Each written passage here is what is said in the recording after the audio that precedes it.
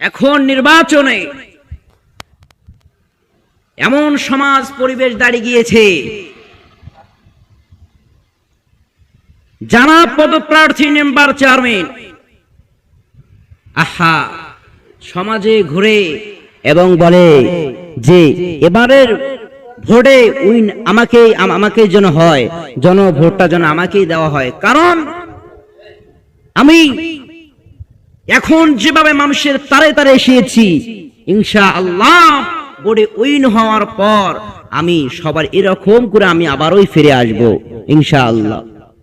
সমাজটা তারা কথা দিয়ে ওয়াদা রাখে না, মুনাফিকের কথা আল্লাহ পাক বলেন এই কাতারে তারাই দাঁড়াবে রাসূলকে অপমান যারা করেছে। অপমান রাসূল বলেছেন সবচেয়ে আযাব তারাই খাটবে, মুসলমান দাবি করে মুনাফিকি যারা করিয়েছে। আমাকে যুদ্ধের ময়দানের ঘোষণা দেয়, আবার আমি প্রস্তুতি নেই, মাঠে ময়দানে চলে যাই, আবার তারা অন্য দলের দিকে দেখে আবার আমার কাছ থেকে তারা চলে যায়, আমি শূন্য হয়ে যাই। তারাই যারা মুনাফিক, যারা ওয়াদা দিয়ে ওয়াদা বদখেলাপ করে। এই মুনাফিকের অবস্থা কোথায় হবে? আল্লাহ পাক বলেছেন ইন্নাল মুনাফিকিনা ওয়াল মুনাফিকাতি ওয়াল মুশরিকিনা ওয়াল মুশরিকাত। যুদ্ধের ময়দানে যারা আল্লাহর নবীকে অপমান করেছে, একদল বাহিনী ছিল, রাসূলের যুদ্ধ ঘোষণা হয়ে যেত, এখন রাসূল হতাশার ভিতরে পড়ে যেত, আল্লাহর কাছে যেত। হঠাৎ একদল মুসলমান দাবি করেছে মুনাফিক, এরা আল্লাহ রাসূলের কাছে আসলেন। আল্লাহ রাসূলকে বলতেছেন আসসালামু আলাইকুম ইয়া রাসূলুল্লাহ ইয়া হাবিবাল্লাহ। রাসূল গো, আপনার তো যুদ্ধের ঘোষণা হয়ে গিয়েছে, এখন আপনি সৈন্য হয়েছেন, আবু জেহেলের সৈন্য বাহিনী এসে গিয়েছে, আপনি কি রাসূলকে যুদ্ধের ময়দানে কি যাবেন না? রাসূল তাদেরকে দেখে খুশি হয়ে গেলেন, আরে আমি সৈন্য, তাদের তো দল বাহিনী আসতেছে সঙ্গে নিয়ে, আমি তো একা। এখন দেখলাম যে আমার দল হয়ে গেল, যখন সাথীদেরকে বলল যে চলো যুদ্ধের ময়দানে চলে যাই, কিছু দূর পথ এগিয়ে গেল, এখন রাসূলের সৈন্য বাহিনী দেখতেছে আরেক দল এসেছে রাসূলের বিরুদ্ধে। এখন রাসূলের সাথে যারা রাসূলকে উৎসাহ দিল, তারা দেখতেছে ওই দলের ভিতরে যে ওই দল মোটা অঙ্কে আসতেছে, যে এরা যেই দল, এরা এদেরকে মেরে ফেলবে। এখন এই মুনাফিকরা ঈমানের তো দুর্বল, এখন রাসূলকে বলতেছে নবীজি আপনি যুদ্ধের দিকে চলে যান, আমরা চলে যাই। রাসূল পেছনের দিকে তাকায় দেখে একজন লোক নেই। এই জন্য আল্লাহ পাক বলেন যারা মুনাফিকি করবে, ওয়াদা দিয়ে ওয়াদা রাখবে না, ওয়াদা বদখেলাপ করবে, আল্লাহ পাক বলেন ওই বান্দার অবস্থা কাল কিয়ামতের ময়দানে আল্লাহর রাসূল যেটাকে আল্লাহর রাসূলকে অপমান করেছে, মুনাফিকি করেছে, কাল মুনাফিকদের কাতারে দাঁড়িয়ে যাবে। আল্লাহ পাক বলেন এই যে এই মুনাফিকদের অবস্থা কেমনই হয়ে যাবে। আল্লাহ পাক বলেন এই মুনাফিক ইন্নাল মুনাফিকিনা ওয়াল মুনাফিকাত, সামনেতে সবচেয়ে উচ্চ আযাব তারই হবে যারা আল্লাহর রাসূলের সঙ্গে মুনাফিকি করেছে, এবং আল্লাহর রাসূল যাওয়ার পর যারা আল্লাহর রাসূলের উম্মতের সঙ্গে মুনাফিকি করেছে, আল্লাহর বান্দার সাথে মুনাফিকি করেছে। আল্লাহ পাক বলেন কাল কিয়ামতের দিন মুনাফিকদের যখন ঘোষণা হয়ে যাবে, তারা ওই কাতারে দাঁড়িয়ে যাবে। সমাজটা এমন হয়ে গিয়েছে, আল্লাহ পাক বলেন এই সমাজটা এমন বর্ষিত হয়ে গিয়েছে, কলুষিত হয়েছে খারাপের দিকে। 2-3 দিন আগে একটা নির্বাচন হয়ে গেল। এই নির্বাচনে কত পদপ্রার্থী তারা জনতার কাছে গিয়েছে, জনতার কাছে গিয়েছে, জনতাদের কাছে ভোট আবেদন করেছে। তারা মনে করেছে যে এত সুন্দর স্লোগান, অমুক ভাইয়ের চরিত্র ফুলের মতো পবিত্র। এখন এই জনতা এখন মাতি গেল, লোকটা হারে ভালো, এখন তারা ভোটের সেন্টারে চলে গেল, ভোট দিল। এখন যেভাবে ওয়াদা করেছে সমাজের সামনে, এরকম আমি আপনাদের কাছে এসেছি, যেরকম করে এসেছি, ভোটে উইন হওয়ার পর আবার এমনি করে এসে যাব। আমি কোনো গরিব দুঃখীদের আমি তদন্ত করব, কোনো গরিব দুঃখীদের আমি দুঃখ দেখতে পারবো না। আমি যদি ভোটে উইন হই ইনশাআল্লাহ আমি সমাজের উন্নতি করব। চেয়ারম্যান মেম্বাররা এরকম করে ওয়াদা দেয়, ওয়াদা দিয়ে দেখা যায় যখন ভোটে উইন হয়, যখন গতির চেয়ারে বসে, ওরা সবকিছু ভুলে যায়, ওরা সবকিছু ভুলে যায়। আল্লাহ পাক বলেন যারা ওয়াদা দিয়ে ওয়াদা রাখলো না তারা ওই মুনাফিকদের কাতারে দাঁড়িয়ে যাবে। সমাজটা এমন হয়ে গিয়েছে, একজন মেম্বার উইন হওয়ার পর এক মহিলা মেম্বারের কাছে গেলেন, বিধবা মহিলা মা। এখন ওই বিধবা মহিলা মাকে সালাম দিলেন, আসসালামু আলাইকুম, ইয়া মা তুমি কেন এসেছো আমার কাছে? মহিলা মা বললেন, বাবারে তুমি তো জানি ভোটে উইন হয়েছো, মেম্বার হয়েছো, আমি তোমার কাছে এসেছি, আমি তোমার কাছে এসেছি কারণ যদি কোনো একটা যদি আমাকে ফায়দা করে দাও তাহলে আমার লাভ হবে, কারণ আমি 3 দিন থেকে আমি খোদার যন্ত্রণায় চটপট করতেছি। আল্লাহ পাক বলেন, ওরে আমার বান্দারে শুনে রাখো, এই যারা ওয়াদা দিয়ে ওয়াদা রাখে, আল্লাহ পাক বলেন যারা ঈমানকে মজবুত করে ধরে রাখে, যারা সকালবেলা এক কথা কয় বিকালবেলা আর এক কথা কয়, আল্লাহ পাক বলেন তারাই মুনাফিকের কাতারে দাঁড়িয়ে যাবে। আর যারা ওয়াদা রাখে, ওয়াদা বদখেলাপ করে না, আল্লাহ পাক বলেন ওই বান্দা কাল কিয়ামতের দিন আমার রাসূল তার জন্য সুপারিশকারী হয়ে যাবে। আল্লাহ পাক বলেন, বান্দারে তোমাকে আমি সৃষ্টি করলাম, তুমি এই হাতটা চড়াইতে পারতা না। আল-ইয়াওমা নাখতিমু আলা আফওয়াহিহিম ওয়া তুকাল্লিমুনা আইদিহিম ওয়া তাশহাদ আরজুলুহুম বিমা কানু ইয়াকসিবুন। আল্লাহ পাক বলেন তোমার শরীরে থেকে যে পর্যন্ত তোমার অঙ্গ প্রত্যঙ্গ, হাত এত সুন্দর করে সৃষ্টি করলাম, চোখ এত সুন্দর করে সৃষ্টি করলাম, কান এত সুন্দর করে সৃষ্টি করলাম, নাক এত সুন্দর করে সৃষ্টি করলাম, পা এত সুন্দর করে সৃষ্টি করলাম, কারণ বান্দা চোখ দিয়ে যেন আমার কোরআন দেখে আর মুখ দিয়ে যেন পবিত্র জমানে।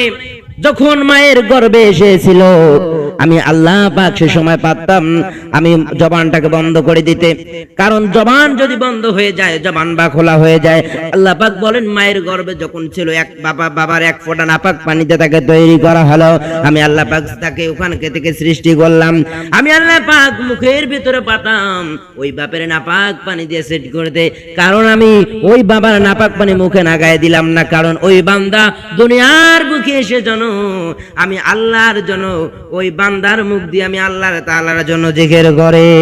আল্লাহ পাক বলেন তুমি এই গতিতে তুমি বুঝতে পারতা না, এই চেয়ারে তুমি বুঝতে পারতা না, তুমি ভোটে বই নিতে পারতা না, তোমাকে এই চেয়ারে তুমি বসার তোমার কোনো শক্তি নাই, আমি আল্লাহ পাক তোমাকে বসায় দিলাম, কারণ এই বান্দা জন ওয়াদা দিকে ওয়াদা রাখে, এই বান্দা আল্লাহ পাক বলেন বান্দাকে সম্মান দিলাম, এই বান্দা যদি সম্মানের যদি বদখেলাপ করে ওই কাতারে দাঁড়াবে। ভাই ফিরাউনের রাষ্ট্রজাহান খলিফা ছিল, সেই ফিরাউন পৃথিবীর শাসন করতেন, সেই ফিরাউনের ক্ষমতা কত বাড়ি ছিল, সেও দুনিয়া আজকে থাকতে পারে নাই। আল্লাহ পাক বলেন أرأيت الذي يكذب بالدين فذلك الذي يدعو اليتيم ولا يحض على طعام المسكين فويل للمصلين। আল্লাহ পাক বলেন যারা ইতিম এবং মিসকিনদেরকে খোরাক বিতরণ করলো না, আল্লাহ পাক বলেন যারা গতির চেয়ারে সমাজের দায়িত্ব নিল, সমাজকে চালাইতে পারলো না, চুরি ডাকাতি করলো, আল্লাহ পাক বলেন ওই কাতারে দাঁড়িয়ে যাবে। ভাই আমি যে কথাটা বলতে চাইছিলাম, ওই বিধবা মহিলা মা মেম্বারের কাছে চলে গেলেন, মেম্বারকে যে জিজ্ঞাসা করতেছেন ভাই তুমি তো ভোটে উইন হয়েছো, তোমার কাছে একটা আরজি, আমার কি আকুল আরজি, তুমি কি পূরণ করবা? এখন মেম্বার সাহেব বললো মা বলো আমি পূরণ যদি করতে পারি ইনশাআল্লাহ পূরণ করব। এখন মহিলা মা বললো বাবা গো আমি একটানা 3 দিন থেকে আমার হাড়িতে কোনো আগুন জ্বলে না, ও বাবাজি, তুমি যদি আমাকে একটা যদি কোনো জন্য উপায় দিতে পারো তাহলে আমি নিজেকেই ধন্য মনে করব, আমি নিজেকেই গর্বিত মনে করব। এখন নিম্বার সাহেব বললো তার হাতে অনেক কিছু আছে, কিন্তু মহিলাকে দিল না। মহিলাকে বলল মা তুমি এরপরে এসো। এখন এরপরে যে আসবে এরপর আরেকটা সিদ্ধান্ত হলো মা তুমি আইডি কার্ড নিয়ে এসিও। এখন এই মহিলা দ্বিতীয়বার আবার গেলেন, যে দেখতেছেন যে আইডি কার্ড তো বাবা আমি আইডি কার্ড নিয়ে এসেছি, তুমি তো আমাকে আইডি কার্ড নিয়ে আসতে বলেছো দ্বিতীয়বার। এখন দ্বিতীয়বার বললো যে মা হবে না। তৃতীয়বার বললো যে তৃতীয়বারের বাবা আসিও। সেই মহিলা দেখতেছে বাড়ির পাশ দিয়ে টনে টনে চাউল যাইতেছে, মাল যাইতেছে। এখন ওই মহিলা চোখের পানি জর্জর করে দিয়ে কাঁদলো, আরে আমি মেম্বারের কাছে গেলাম, কোনো উপায় নেই, একদিন নয়, 2 দিন নয়, 3 দিন গেলাম, মই মেম্বারের কাছে কোনো উপায় পাইলাম না, দেখি আরেকবার যাই কোনো উপায় পাই কিনা।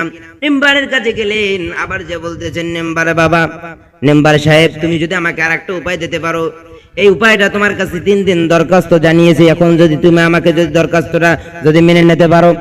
এখন মহিলা মা চোখের পানি ছেড়ে দিয়ে বললো, আর ওই নিম্বারের পাথরের দিল কোনো নরম হলো না। দরকুদন দুষ্ট মাতা আসে, সেই দুষ্ট মাতা টাকার বিনিময় বিক্রি করে দেয়, আবার টনে টনে চাউল আসে, টাকার বিনিময় বিক্রি করে দেয়, চুরি ডাকাতি করে। ওই মহিলাকে দিল না। মহিলা কান্না করে বাসার দিকে ফিরে আসে। আচ্ছা বলেন, এই সমাজে ভোটে উইন হওয়ার পূর্বে যখন মানুষের কাছে তারে তারে গিয়েছিল, সে সময় বলেছিল যে ইনশাআল্লাহ আমি যেরকম করে এসেছি আবার পূর্বে এরকম করে আসবো, ভোটে উইন হওয়ার পর জনতার তারে তারে আমি আসবো। আচ্ছা দেখেন, ভোটে উইন হওয়ার পর রাস্তা দিয়ে তো খুলি বাড়ির পাশ দিয়ে তো দৌড়ের কথা, রাস্তা তো দেখা পাওয়া যায় না, এমন চলন্ত কাম চলে গেলেও তার দেখা পাওয়া যায় না, সে অত্যন্ত ব্যস্ততা থাকে। কারণ দেখা গেল মহিলাকে সমাজে কোনো সে উন্নতি করতে পারলো না, সে চুরি ডাকাতে সময়টা চলে গেল। আল্লাহ পাক বলেন ফাওয়াইলুল লিল মুসাল্লিন,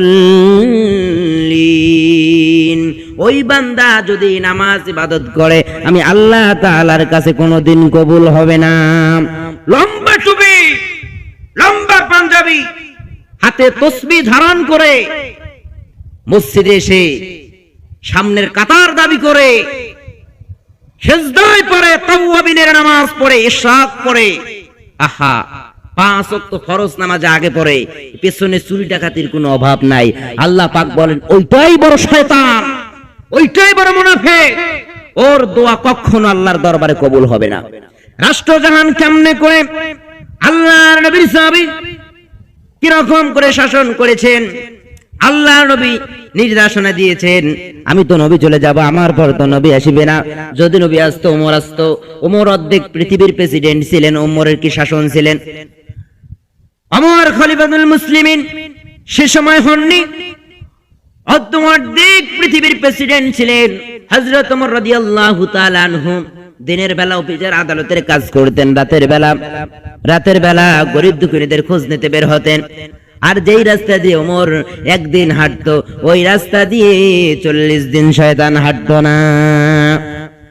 হযরত ওমর রাদিয়াল্লাহু তাআলা আনহু রাতের অন্ধকারে, রাতের রজনীতে গরিব দুঃখীদের খোঁজ নিতে বের হলেন। কিছু দূর পথে গিয়ে যে দেখেন কয়েকটি গুহার ভেতর থেকে আওয়াজ, কি জানি কান্নার আওয়াজ শোনা যায়। ওমর রেগে গেলেন, এত রাতে কেন কান্নার আওয়াজ আসবে আমার কানে? ওমর ওই গুহার দিকে এগিয়ে গেলেন। গুহার দিকে যখন এগিয়ে গেলেন, যে দেখতেছেন একটি মহিলা কয়েকটি বাচ্চার কান্নার আওয়াজ শুনতে পায়। ওমর রেগে গেলেন, আশ্চর্য বিষয়, এটা তো হতে পারে না, এটা তো হতে পারে না, আমি খলিফাতুল মুসলিমিন, আমি ওমর রাষ্ট্রজাহানের খলিফা, আমি তাকাতে কোনো গরিব দুঃখীদের দুঃখ করতে দেব না। ওমর ওই বাড়িতে ঢুকলেন, যে মহিলাকে বলতেছেন মহিলা মা তুমি কেন এত রাতে বাচ্চাদেরকে কেন কষ্ট দিতেছো, বাচ্চারা কেন কান্না করতেছে? মহিলা মা বলল বাবারে বাচ্চারা কেন কান্না করতেছে তোমাকে ভুলে বলবো, দুঃখের ব্যাপার, বাচ্চারা 1 দিন নয়, 2 দিন নয়, 3 দিন নয়, 4 দিন নয়, 5 দিন নয়, 7 দিন থেকে খোদার যন্ত্রণায় ছটফট করতেছে। বাচ্চাদেরকে আমি কিছুই দিতে পারি না, কিছুই খাওয়াইতে পারি না।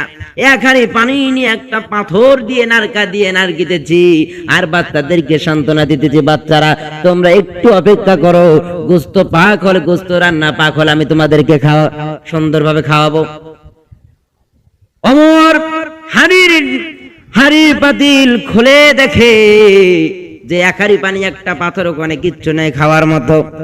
ওমর আর দেরি করলেন না, ওমর বাসার দিকে চলে আসলেন। বাসার দিকে এসে আল্লাহর নবীর আর এক সাহাবীকে বলেন, ভাই তুমি আর কেন অপেক্ষা করো না, তুমি বস্তায়, একটা বস্তায় তুমি আটা, গম, তুমি চাউল, তুমি সবকিছু রেডি করো, বস্তাতে ঢুকো। আমি এমন অসহায় মানুষকে দেখে আসলাম, রাতের অন্ধকারে বাচ্চা সহ একজন মা কান্না করতেছে, যদি কোনো কিছু হয়ে যায় আল্লাহ কাল কিয়ামতের দিন আমার সব কিছু আমল বরবাদ করে দিতে পারে, আমাকে জাহান্নামের আসামির কাঠ করে দাঁড় করে দিতে পারে।